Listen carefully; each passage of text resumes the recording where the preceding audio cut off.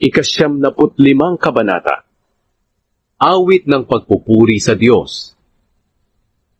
Halikayo, magsiawit tayo ng may kagalakan. Sumigaw tayo sa pagpupuri sa Panginoon na ating bato na kanlungan at tagapagligtas. Lumapit tayo sa Kanya ng may pasasalamat at masaya nating isigaw ang mga awit ng papuri sa Kanya. Dahil ang Panginoon ay dakilang Diyos, makapangyarihang hari sa lahat ng mga Diyos.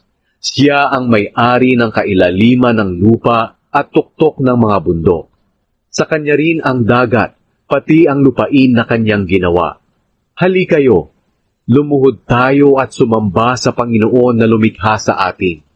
Dahil Siya ang ating Diyos at tayo ang Kanyang mga mamamayan, na gaya ng mga tupa sa Kanyang kawan na Kanyang binabantayan at inaalagaan.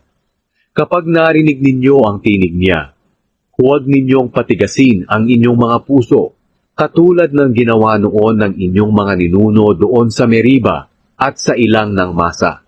Sinabi ng Diyos, sinubok nila ako doon, kahit na nakita nila ang mga ginawa ko. Sa loob ng 40 taon, lubha akong nagalit sa kanila. At sinabi kong sila'y mga taong naligaw ng landas at hindi sumusunod sa aking mga itinuturo. Kaya sa galit ko, isinumpa kong hindi nila makakamtan ang kapahingahang galing sa akin.